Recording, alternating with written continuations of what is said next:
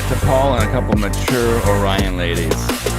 There it is. We don't sleep to dream, we sleep to build stamina. Energy to do our thing, get the camera. This show is about to begin, so sit down and buckle it in. Let's go! Let's go, the Monday morning show. Yeah. What's up, my dude? Woo, Our first Monday show. Welcome, right? Welcome, my friends. It is going to be a fantastic show. How mentally unprepared were you for this first Monday morning show where we're normally like trying to catch up over the weekend? Yeah. This is going to be a little bit of a change of pace for us at the very least. We work every day, and often there's a lot to do on Monday morning. I worked extremely late last night, and so yeah, my mind is a little bit foggy, but it's lifting.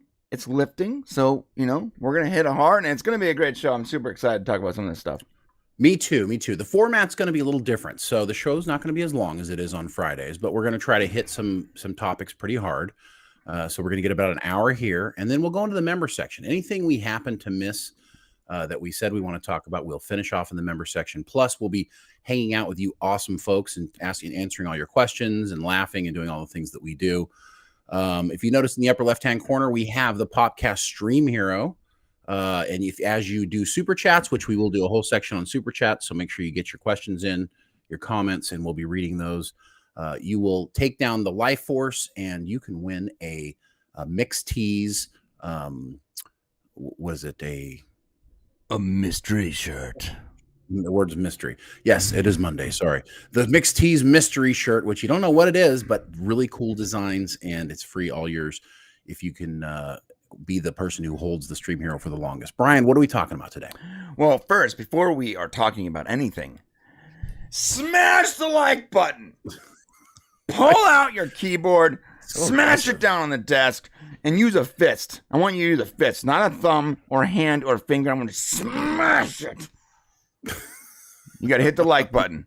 Hit the like. It's very important to hit the like button because the YouTube overlords have told us that if you do not beg your audience on bended knee and bated breath to hit the like button, then they will no longer promote you in any way.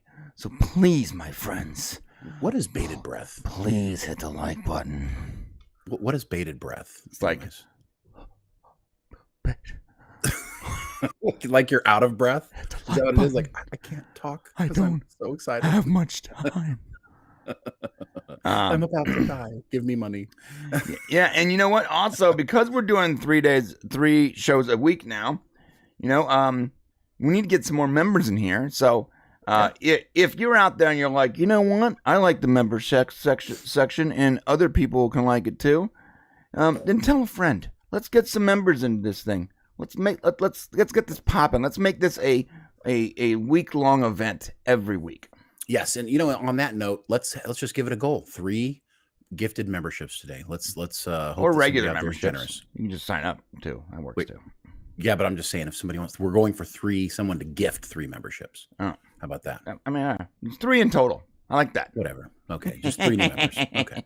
However it happens. Let's go. What are we talking about today? We are talking about Pedro Pascal. Apparently, the only working guy over at Disney.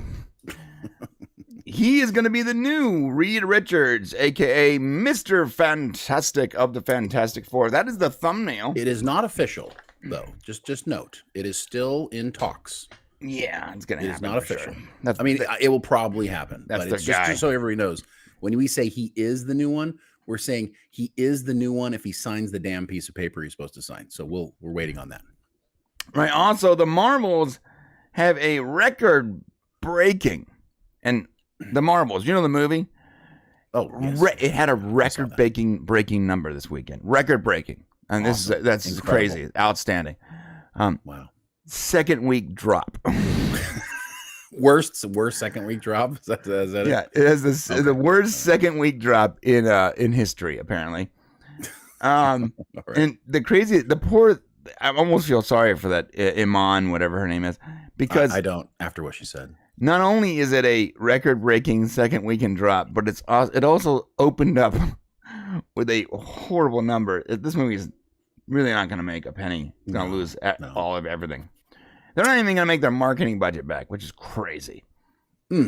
Also, Coyote versus Acne. You know that movie that they tried to, that David Zaslav and companies tried to write off as a tax write-off? And apparently it's back.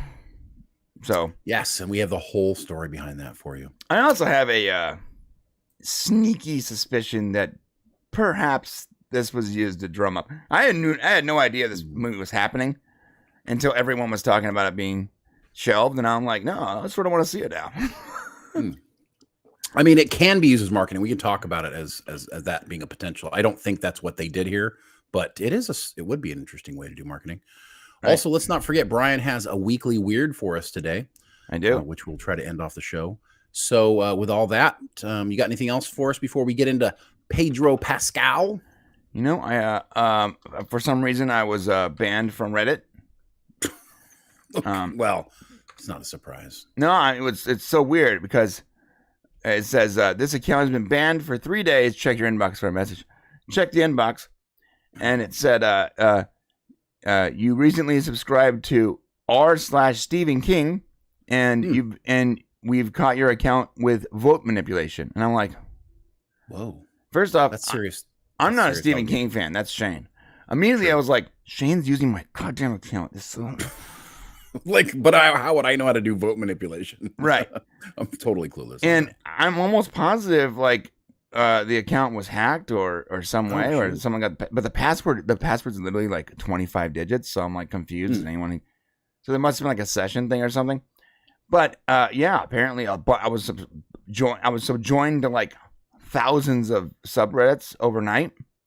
Oh, really? Yeah, and just liking everything.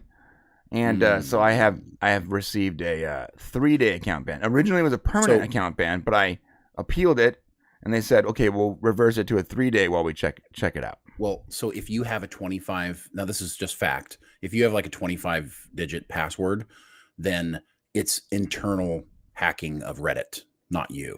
Right. So that's a fact. Or a service. Maybe you if you use an app that also logs into Reddit.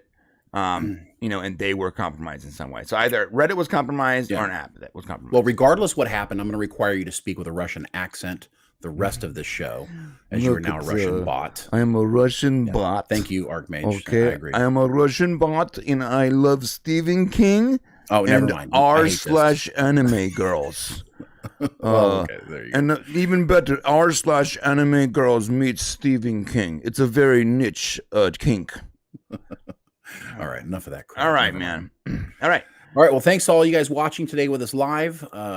Looking forward to interacting with you guys. Okay, let's run with Pedro Pascal as the new Reed Richards, huh? Let's go.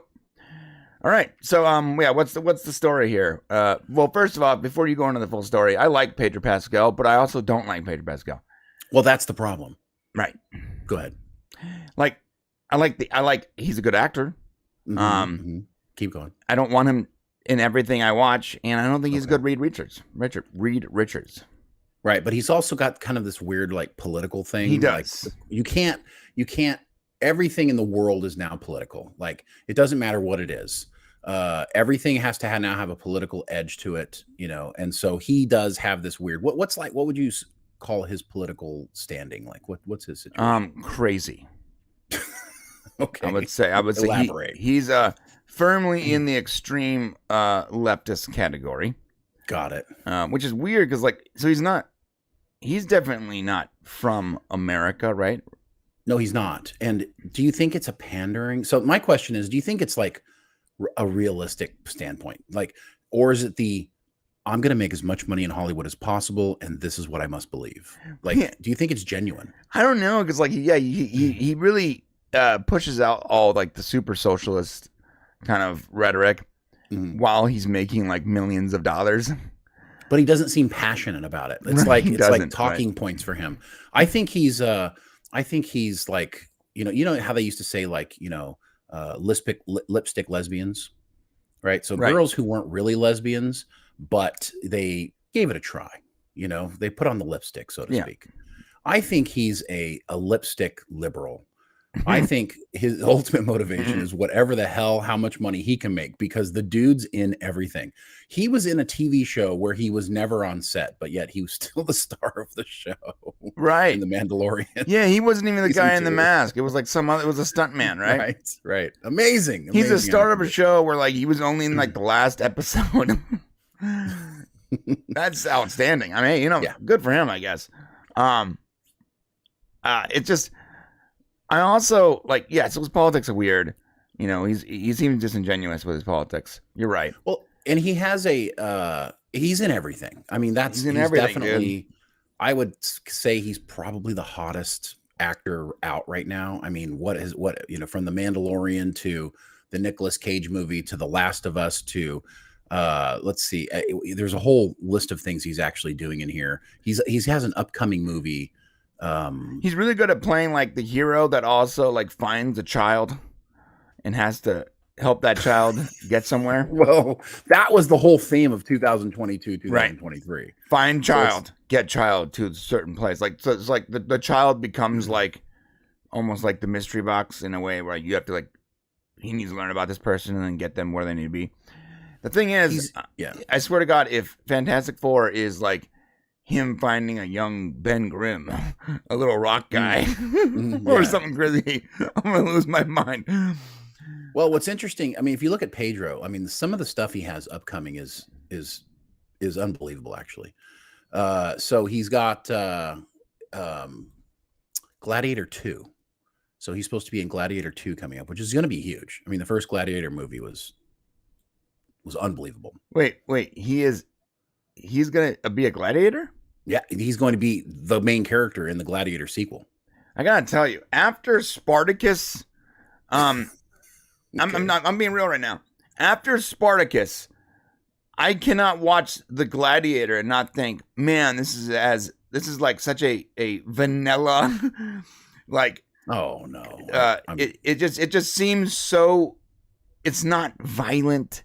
It's not. It wasn't supposed to be. So you watch like 100 episodes of Spartacus where like the gladiators are murdering each other and like it's it's Roman manipulation and intrigue, and it's a really good show. The dialogue is outstanding.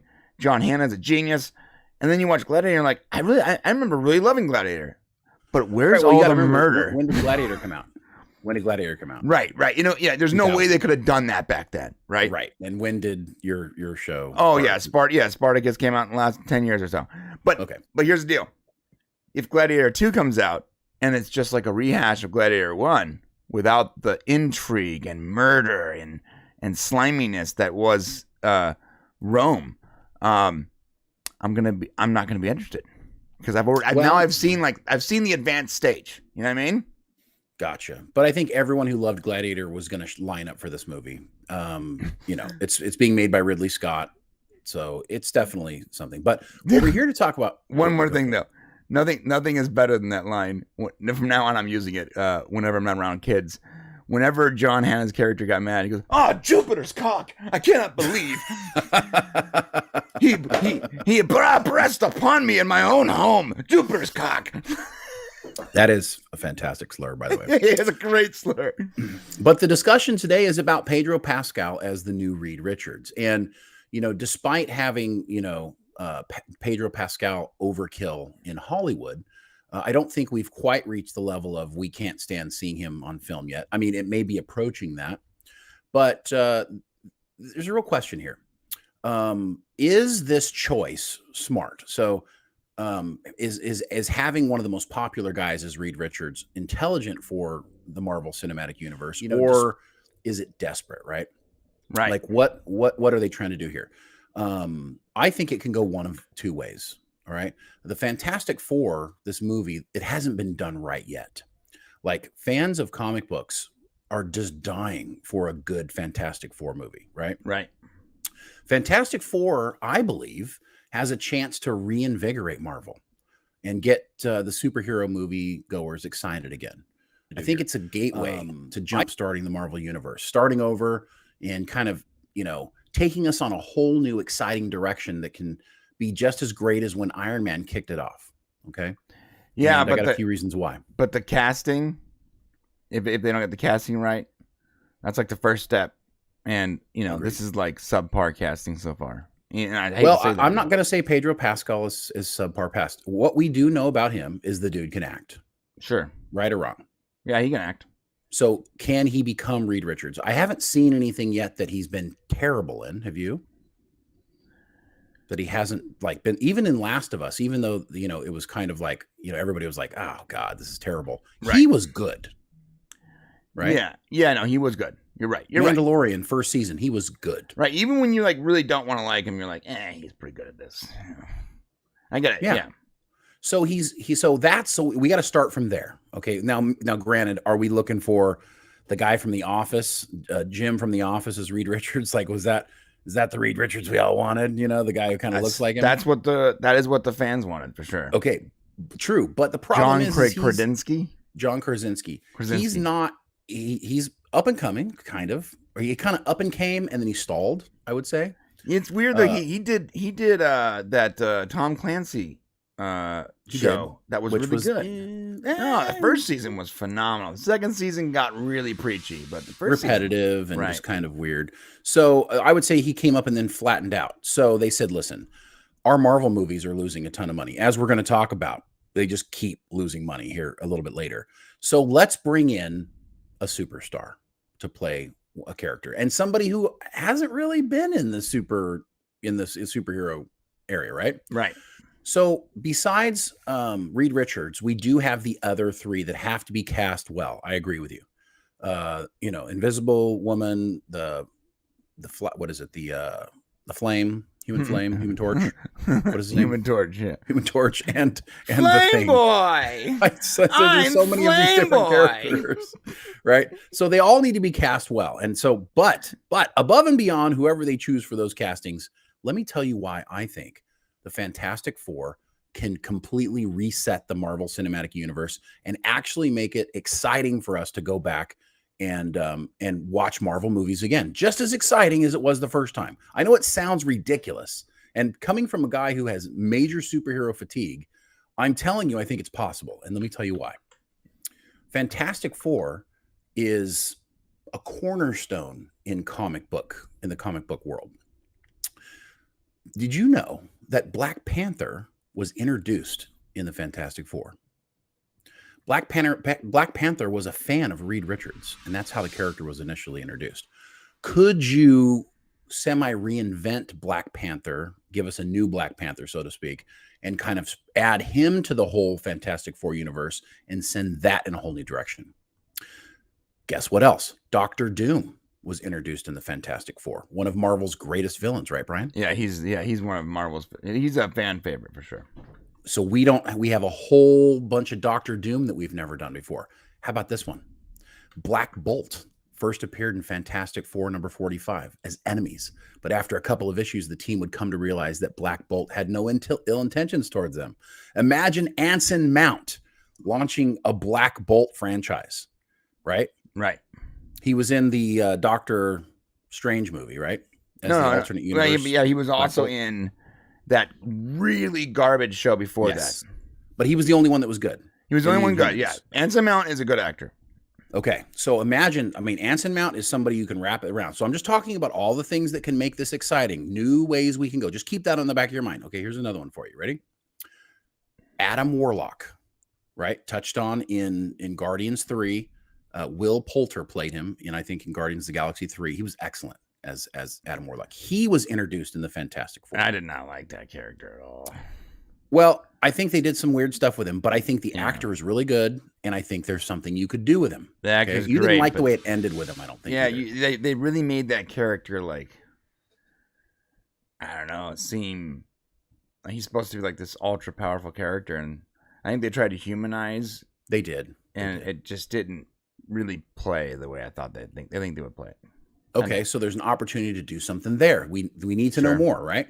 So how about this one? In Fantastic Four number 48, the team is made aware of the Silver Surfer, an advanced scout for Galactus, right? Which became the most critical conflicts in comic book history. Yeah, Galactus is like the end all for villains. Right. So there we go. We've got that whole story that's attached to the Fantastic Four. How about this? Kang the Conqueror is first introduced in Fantastic Four number 19 as Rama Tut. So this might be an opportunity to get out from underneath Jonathan Majors, which is becoming a problem for Marvel. Oh, they're and already getting out, essentially though. reset the character. Yeah, the Kang thing is over, right? No, it's not. No, it's not. Yeah, there's Not officially. There's a report that we didn't put it on there because it wasn't official yet, but like, Yeah, there's rumors. Yeah. There's rumors. So, but maybe perhaps this is another way to usher Jonathan Majors out through using Rama Tut as an earlier character, the actual earlier version of that character. Rama Tut was a horrible character. I hope they don't do that. Well, but they can roll him into Kang the Conqueror. Or don't, as a different type of ring. Or just kill Kang the Conqueror and let's move on. Okay, but I'm just saying these are different ways we can go, right? Okay, because Fantastic Four they came from here. How about this one? Agatha Harkness, right? Who's the primary antagonist in WandaVision, right? Which we saw. Right. First appeared in Fantastic Four number 94 as a caregiver and ally to the Fantastic Four. Yeah, and they did announce an Agatha series. So that's another direction that we can go. How about this one? Redemption for the Skrulls. Right? Yes, the Skrulls first appeared in Fantastic Four number 2. They're the oldest villain in Marvel Comics. So we can either completely forget about them, right? Or we can find a more interesting way to keep them in the MCU. Yeah, you're not wrong. I've always been sort of shocked that we've gone this far without the Fantastic Four, considering how many things we've used that they introduced. And we never even we haven't mentioned them. I got one more for you. Go ahead. One more, and then we can go more. Medusa was debuted in Fantastic Four number 36, a member of the Inhumans. Yeah, Black Bolt. Also, just like Black Bolt, Medusa formed the Frightful Four, a group of villains who dedicated and combined their efforts against the Fantastic Four, which would make a great, leveling. Yeah, so maybe instead of like the typical like save the world, save the galaxy, you can have more of an internal, intimate story where it's like family versus family. Yeah, I don't like Medusa at all. I don't want to do that. I mean, you don't like Medusa as a character, but it's somewhere we haven't gone and something that could be done cool with it. Right. So in my opinion, whatever they end up doing with the Fantastic Four, please let this be a slow rollout. Don't try to do everything and waste the potential to reset and take us in a totally different direction. Because I have a feeling they're going to do a movie and they're going to put everything in it. Because that's the way Hollywood seems to be right now. Right. Yeah. And that would ruin Marvel's chance to even. Because don't you agree? They need to do a slow roll again. Right? I mean, like, look, you already have the template. Your first phase. Just repeat that with new stories. Like slow roll the characters. Get them out. When you get to your 10th successful movie, you can, and you've introduced everything, you can do your big team up or whatever, Don't be like, oh, here's our introduction, and now here's Galactus. And you're like, whoa, right. whoa. Or have Galactus in the first movie. Yeah, the first Silver movie, Surfer it's like shows up. Like Dr. Doom and Galactus team up together. Oh, they already did that. Remember? Yeah. The second, they did. It was the second Fantastic Four movie. The one with Jessica Alba, one of the hottest chicks on the planet. You literally had the two biggest Fantastic Four villains, 3, if you include the Silver Surfer, in one movie. It was like Galactus, Silver Surfer, and Dr. Doom all team up against. And you're like, whoa, God, take it easy. Slow down. I know he introduced us to Doom, but like it was such a tease. Like it was so bad. Yeah. So, so Pedro Pascal could be the gateway to something fantastic, depending on how the other 3 are cast, or it could be a complete and utter continued disaster for Marvel. But can we agree on something? They're not going to have many more opportunities to be successful with their franchise. They're running out of places to go, right? Yeah, I mean, no, they've had to. They should have brought the Fantastic Four in a long time ago. I'm not saying like make an entire movie about them per se, or maybe skip the Eternals, skip Black Widow, skip Shang-Chi, skip Captain Marvel, skip the Marvels, like skip all the movies that no one asked for, and maybe introduce the Fantastic Four in some way, and then. Well, that's what they should have done. But now, listen, we can't go and remake the soup. So how do we fix it? Yeah. See, I don't know. A reboot would piss a lot of people off. So you can't reboot. You know, what you got to do is you got to stop putting out so much garbage that seems like required reading when it's not. And just start doing your one movie a year, that big tentpole Marvel movie. Put your resources and your best people on it. And, you know, and instead of one guy, Kevin Feige, in charge of everything, you know, you start putting talented people in charge of every property. You know, this guy is handling the Fantastic Four. This guy's handling the Guardians. I mean, as I say, they sort of did that with James Gunn and Guardians. This guy is handling the new X-Men. Whatever it is, and have Feige be like the point of contact that puts all these together. You've already done this. Like, they've already done this. Like, repeat what you already done, make it a big tentpole thing, and stop dumping all these crappy shows on Disney Plus that just water down the market. One movie a year. Yeah. One movie. Because think about it. If you make $1 billion on every movie you make, it's essentially like 3 movies you're making now anyways. Oh, I mean, if you look at Marvels, it's like making 18 movies. No, it's not. I mean, it's not really. I mean, they are making, you know, 300 million usually, except the Marvels. You're right. Right. But like even Ant-Man Quantumania made more money. So, I mean, you know, it's better to do, you're right. It's better to make one great movie that people get excited for. It's the same thing we've always had. People get tired. You know, they get tired. We got tired of Star Wars. They kept coming out with Star Wars crap constantly. We're like, okay, we're tired of it. Yeah, slow down. You know, slow down. So that's our path to success. I agree. Okay. All right. Excellent. Still don't love the casting, but, you know, it could have been worse. Could have been worse. And it's not 100% yet, but this is our take on where it's going, right? Yeah. All right. Before we get into the next story, here is our super chats. First off, from the Popcast Prime member section. Can't put these on screens. I'm sorry, guys, because members is like a blocked. It's like a hidden channel. But Danny the Dark Knight for his 17 months says, "Good morning, brothers." Good morning, Danny the Dark Knight. Morning, Danny. John Burns says, about the report of the black AI baby. I don't know what that means. You're going to have to What does that mean, John? And then this is in reference to Pedro Pascal. Unbearable weight of massive talent. Awesome movie. Yeah, he was great. Oh, it's so good. I love him in that movie. Thank you, John Burns. Thank you, Danny. I think it might be the favorite thing I've seen him in. Yeah, he was great in that movie. Yeah. Okay, and on the Unleashed side, Michael Nemo for $2 says, more interested in Napoleon from Bill and Ted. Yeah, I got to tell you, Napoleon in Bill and Ted's Excellent Adventure was hilarious. He didn't speak any English, right? He just he was a cool on-screen presence. Yeah. And Napoleon's coming out this week, right? With Joaquin Phoenix, which is going to be great. Yeah. My kids were like, I guess their friends are like talking about Napoleon. They're like, oh, I'm like, you guys don't want to see that. Trust me, it's going to be boring. But you know what movie you do want to see?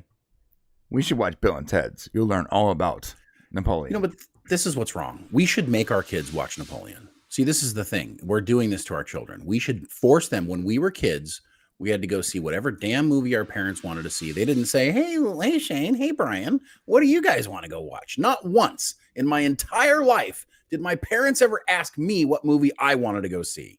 Yeah. We just went and watched whatever they did. And that's how we got an appreciation for movies we didn't care about. You know, like Kramer versus Kramer and dumb shit like that, which turned out to be great movies down the road. But to be fair, I don't want to see Napoleon either. All right. You know what, Brian? You need to see Napoleon as well. Okay, so how about that? Yeah, you need to see it. Yeah. So for a history lesson. Look, Bill and Ted's Excellent Adventure is all I need to know about Napoleon. Great movie. Just stop, please. Yeah, you get like a 10-second soundbite of everything Napoleon did for history for Bill and Ted. Excellent. And what Napoleon did was excellent. Excellent. Yeah, Michael Nemo for $5. A story came out already saying that the MCU FF would be suit-centric and that she'd be given the most attention. Yeah, and Michael, thank you for the $5. And if that happens, then fuck off, Marvel. Right. Keep going, guys. Yeah. Keep going. Keep going with the Marvels. Or the way Bill and Ted would say, bogus. Bogus, man. Bogus. Yeah, there'll be no... Listen, they can go that way. And I got to tell you, that report, I'm not saying that that's actually what's happening. Like, if I was going to guess what Disney was going to do going forward based on what they've been doing, then of course that's the movie. it would be. And I'm sure that somebody on 4chan typed all that up because that's exactly what you would expect. Right. If they're not learning their lessons yet, then they deserve to suffer. Then they deserve to suffer. Right. Because it's out there. The lessons are there. Right. Yeah, totally. Michael Nemo again for $2. Vanessa Kirby is Sue, I think. Interesting.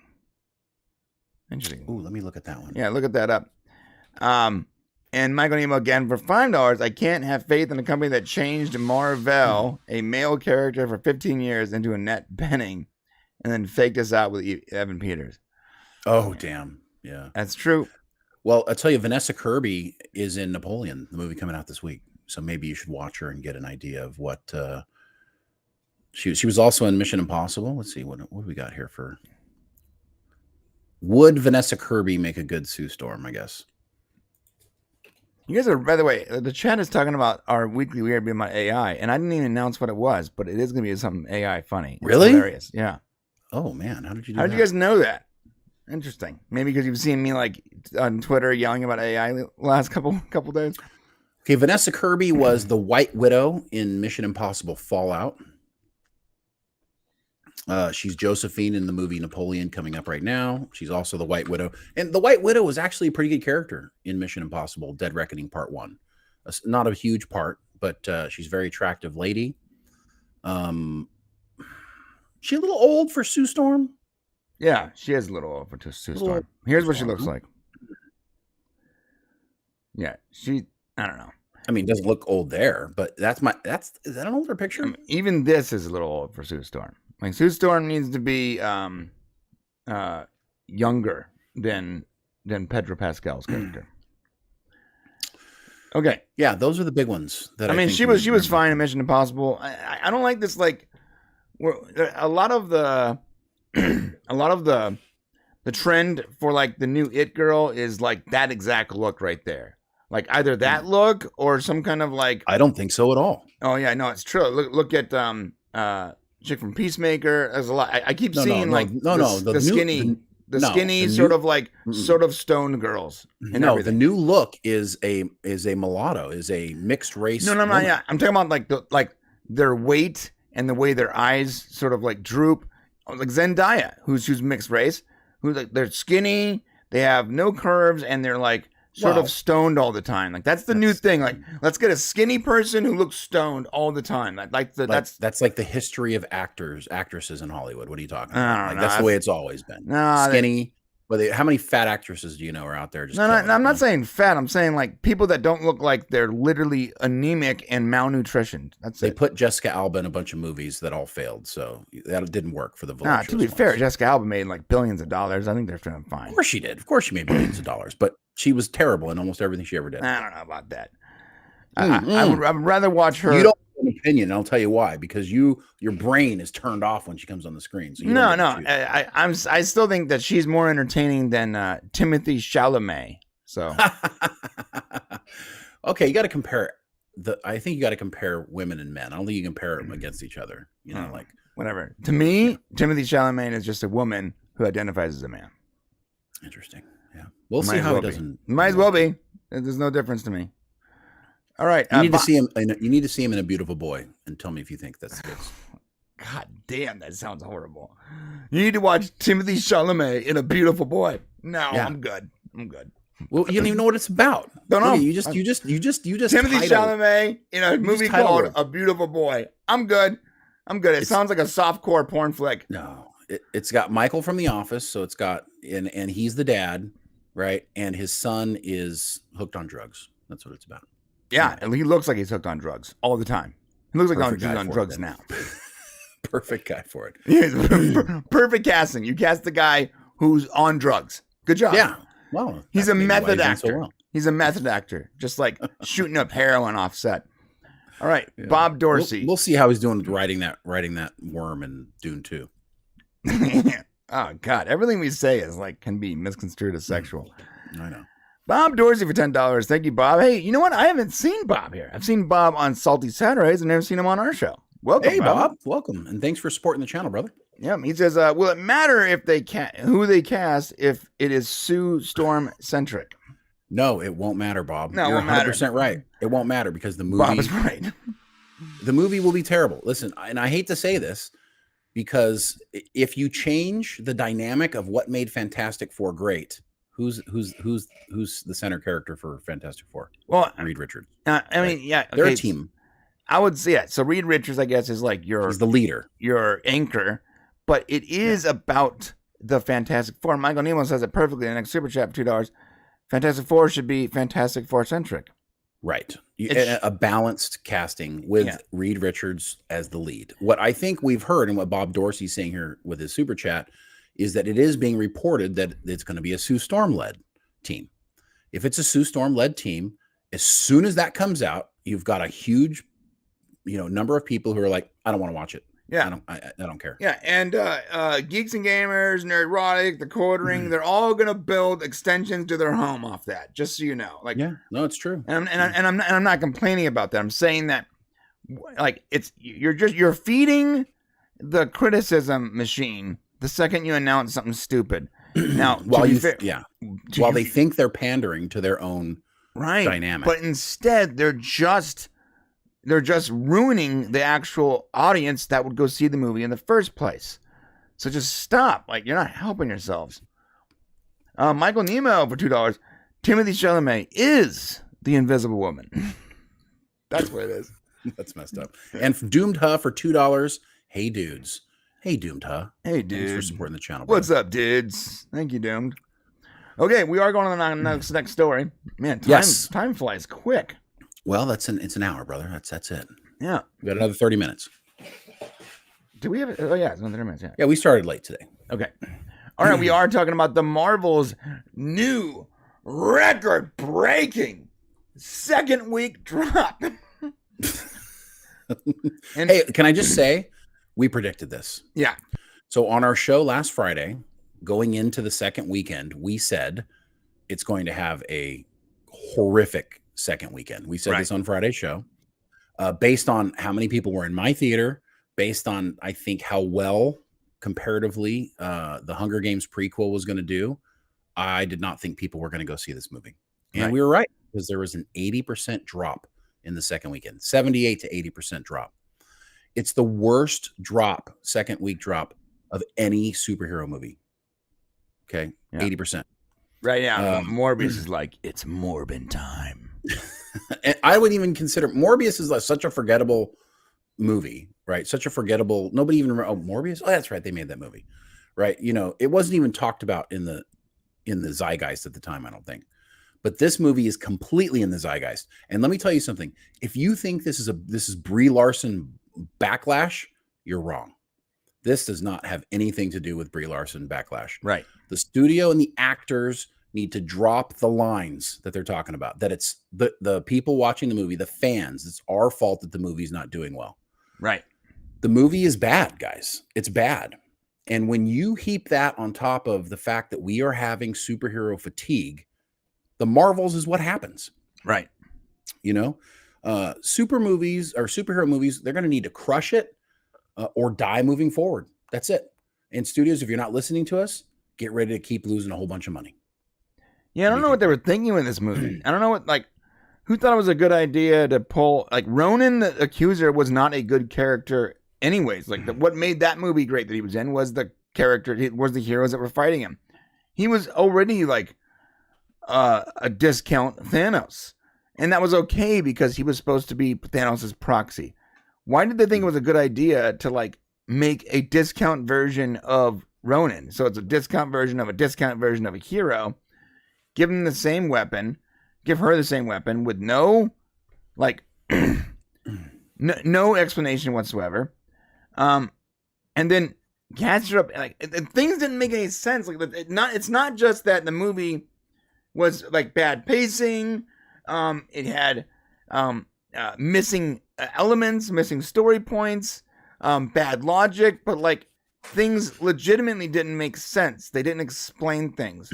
And the whole logic of I need to steal resources from other planets to save my planets, and someone's told me this recently over the weekend, it's actually the exact story from Spaceballs. Like, That's true. Well, I think they were banking on the fact that the movie was supposed to be funny. I think that they chose, let's do humor over whether or not any of this shit makes sense. They took what was essentially a really interesting idea and they flushed it down the toilet to turn Nick Fury into in comic relief, I guess. And the last movie to have a huge drop like this, the previous record was held by Ant-Man and the Wasp: Quantumania, which fell 69% in its second weekend. 69, dude. Sorry. So here's the message: 2023 superhero movies, Marvel superhero movies, F off, right? I mean, it's not working out for you. You're pandering. You're essentially just not making good movies. I mean, Ant-Man and the Wasp: Quantumania had the potential to be a good movie if our main character didn't become the sidekick to his female co-stars. I know we're doing box office beat on Friday, but to be fair, there have not been a lot of good movies this year. This year has been a really bad. There've been a lot of movies, but they've all been at best subpar, at worst just complete garbage fire. No, I agree. Trash fires.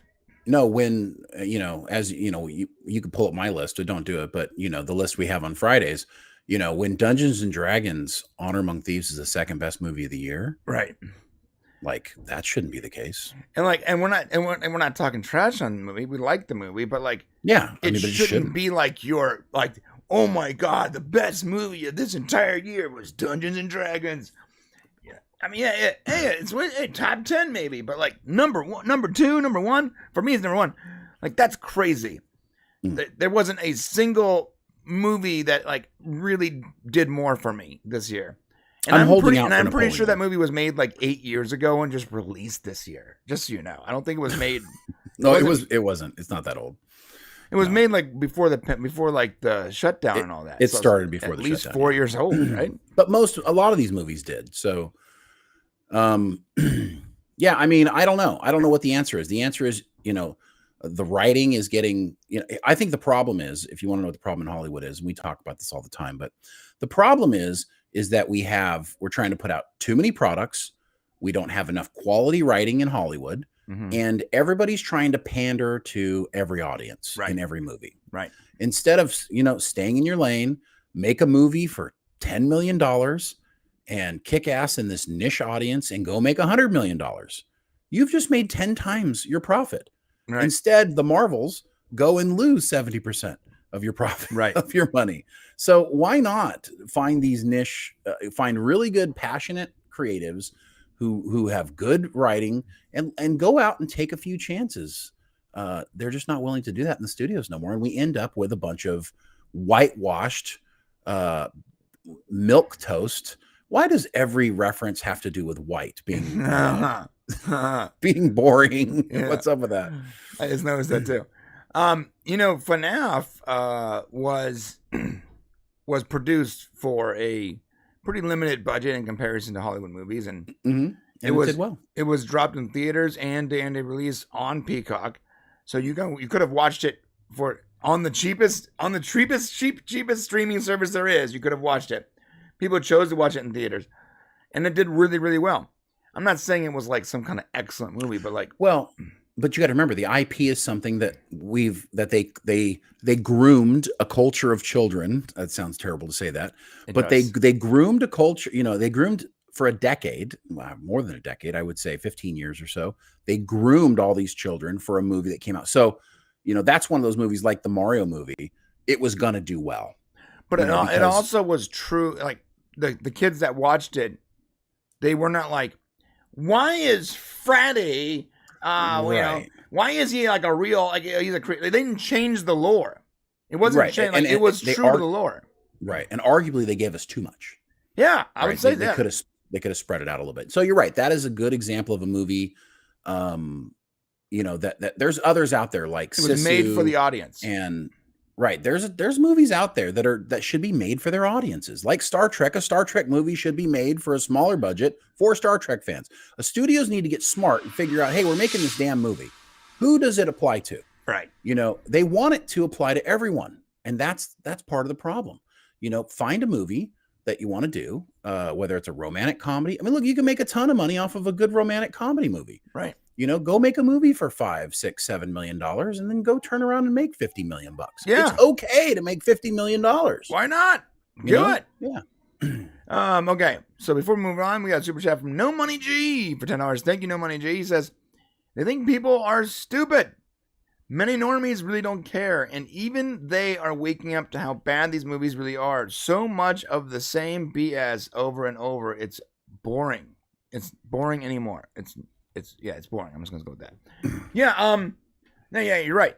And I'm just bummed out because my favorite thing outside of my children would be movies and television.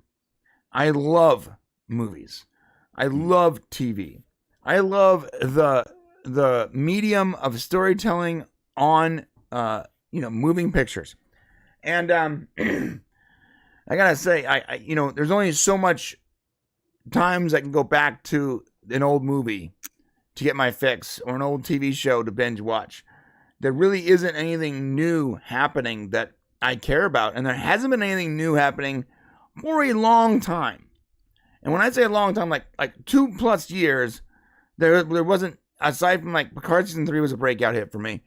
A lot of the stuff is just sort of like milquetoast, or at best, or bad and unwatchable at worst. And I don't understand. It feels like this wonderful canvas that is moving pictures is being is rotting from people with no life experience, with no experience in what the story they're trying to tell, and they're so idealistic that they can't help themselves but ruin the beautiful medium that is moving pictures, movies, and TV. And it's a bummer, man. It's a bummer. I think it's really well said. Now, let me give you some good news. You want to hear some good news? Hollywood's a copycat industry, right? They take a look at what's making the most money, and they tend to copy it. So when you take a look at the 2023 worldwide box office, the Barbie movie, which even though we don't agree with the messaging, was a really well-made movie. Like, it was the art, the acting, everything was fantastic with the Barbie movie. Right. The messaging was shitty. So now, are they going to want to take a look and make movies that look like that? The Super Mario Brothers came out. It's been out for years. Nothing had ever been done. Will they be looking for other IPs movies have never been made for? Yes. Legend of Zelda, get ready for it. Coming, right? They're already looking for other IPs we've never made movies for, so that will give us an element of freshness. Oppenheimer, I know, Brian, you don't like it, but it's an art house movie that tells a big story, something very historical, and it did very well. We're going to get more of those. Makes me very happy. Yeah, right. You like the more boring an art house it is, Shane just goes gaga over it. Well, it's gotta be good though, right? It can't be, even if it's a little boring and slow, as long as it's good acting and it's good and it tells a historical something. One thing I'll take this to I would die on this hill. You could have easily have made that movie 35 minutes shorter. It did not have to be so long. For you, yes. So those are your top 3 movies of the year so far. Probably going to be the top 3 for the year, I'm guessing. I don't think. Let me ask you a question. How long was Killers of the Flower Moon? How long was it again? It was long movie. It was like 3 hours plus, right? But I didn't put it on this list. But that movie could have been 3 hours plus. It could have been a shorter movie, 100% sure. But I'm just saying, these are your top 3 movies, and the studios are going to be, so the movies for 2026. You can bet the ones that go into production, they're going to be looking at these, and this is a good turn of events, I think, at least for the idea that we're going to get different types of content. We'll see what happens, but. Speaking of, by the way, if you guys want to see a rock and roll movie, there is a really funny movie. There's a movie that just came out. I believe it's on Peacock. I have to check, but it's really funny. It's like that Generation X, almost millennial style humor. It's called there it is. Yeah, it's on Peacock. Super cheap. Please don't destroy the treasure of Foggy Mountain. Is that what it's called? Yeah, that's what it's called. It's called Please Don't Destroy the Treasure of Foggy Mountain. And when I first saw the trailer, it was like, this looks like some like sanitized Zoomer stuff. It is not. It is absolutely hilarious about a group of friends that are slackers, and like at some point they figure out that when they're kids, they one of the guys figures out that when he was kids, he basically got an item that's going to help him find a treasure, and they go on an adventure, and it is very much, you know, in the vein of those 80s, 90s movies. Well, hold on a sec though. We need a trust meter here for you, Brian. So that the Killers movie that came out, which you lambasted as like a great movie. I didn't say it was great. I said it was fun. I never said it was great. No, you were like initially like really praising that movie. So I'm just asking you, is this similar to that? No, it's much better. It's much better. Like Totally Killer wasn't a comedy. It was just a fun time travel movie that I had a good time with. It wasn't like super preachy. They thought it was a comedy though. Maybe they thought it was a comedy, but I didn't think it was a comedy. Okay, so comparing it to that. Right. I like sci-fi movies. I like Blumhouse. I like his sort of like cheap horror time travel stuff he does. Okay. And so that movie was fun for me. That movie wasn't a good movie, but it wasn't a bad movie. It was trying to get a comparison. I'm not trying to get you to I'm not trying to get you to justify yourself. I'm trying to get a comparison because I look at that movie and that gives me a barometer on you. Yeah. So now base that movie. You're acting like I thought it was like, Casino or something. Listen, I recorded our initial conversation. Yeah, no, it's on stream. It's on stream. You can go watch it. Look, Please Don't Destroy the Treasure of Foggy Mountain is a funny movie about there's crazy park rangers that are trying to get them. There are cultists. Conan O'Brien, it plays the main character's dad. Oh, okay, well, I'm sold. If Conan's in it, I'm good. It literally opens up because they're late with him. Like, what the fuck are you guys doing? Why are you guys on roller skates? He's like an old dad kind of boss. Okay, it works. It's a funny movie. What's it streaming on? Peacock. Okay, all right. By the way, Peacock is killing it right now. They've grown 300% in like the last 2 years. Well, yeah, because they have a whole bunch of content and it's cheap. I'm just saying, I called it a long time ago. Well, you didn't say a bunch of people were going to go to it. You said it was the best. Right, I did. I said bang for your buck is the best bang for your buck. I don't think it's the best. I honestly think Max is probably the best.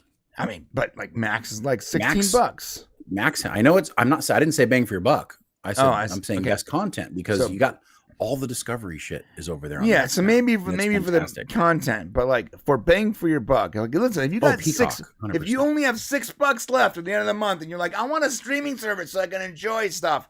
Yeah, bro, Peacock. You don't need anything else. You could literally watch decades of content. That's almost all I've been watching for weeks. Like, there's so much there. It's crazy.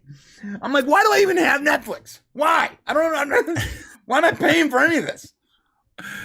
All right, so I think we have time for the Weekly Weird, and we'll take Coyote versus Acme into the member section with us. Okay, we will do that. Okay, the Weekly Weird is a fun one today. Now, I'm going to read just the headline first, and you guys can tell me what you think this means. Ready? People can't access their AI girlfriend because the service went down after the CEO was jailed for setting his apartment on fire. What? Okay, hold on. We need to be able to see these on screen. I want to say them first before I display them. Because it's hard to understand what the word you're saying. People can't access their AI girlfriend because the service went down after CEO jailed for setting his apartment on fire. Okay, there's a couple of really weird things. Okay, first off, most of the people who have AI girlfriends are stuck in their apartments.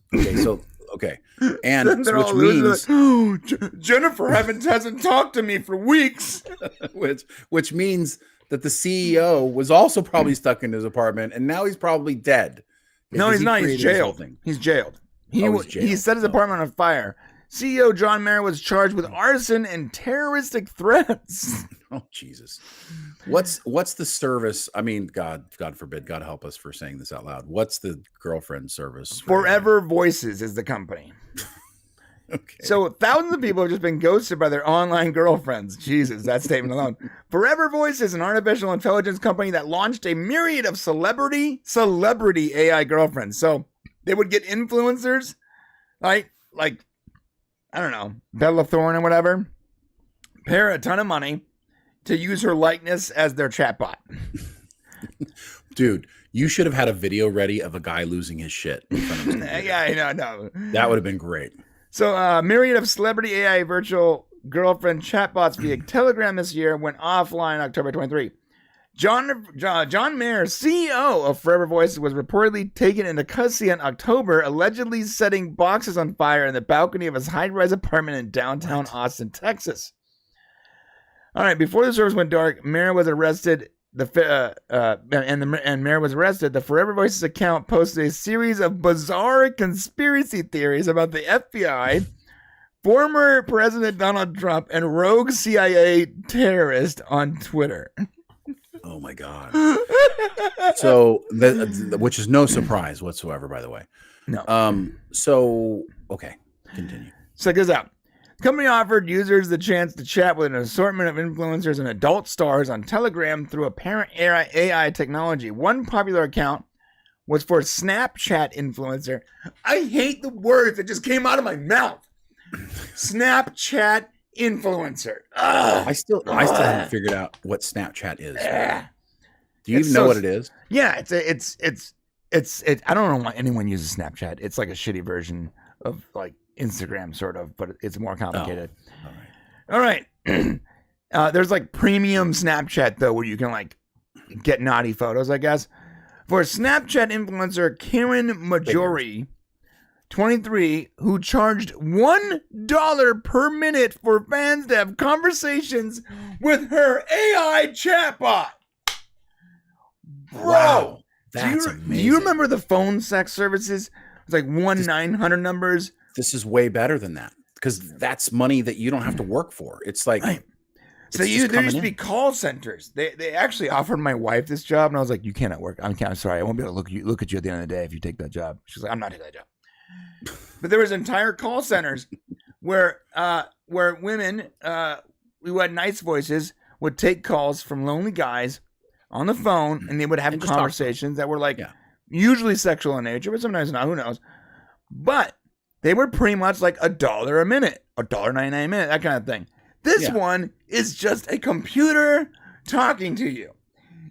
We have an AI. We should turn him into We're screwing up, bro. We're screwing up. He should be a sex 3 bot. should be a hunky sex bot that charges $1 a minute. When we can do it in this voice, we can like and we can use your voice. Yeah. No, they're not even chatting with a voice, Shane. It's literally text.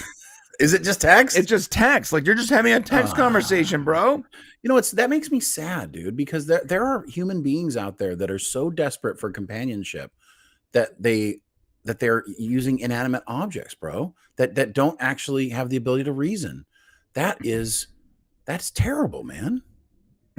That's terrible. I mean, the Weekly Weird is supposed to be funny, but that's just made me sad. This is sort of how sad. many guys out? I want to know how many suicides occurred after this guy went to prison because he couldn't update his chat rooms or whatever the heck he's doing. I don't want to know. I don't want to know that information.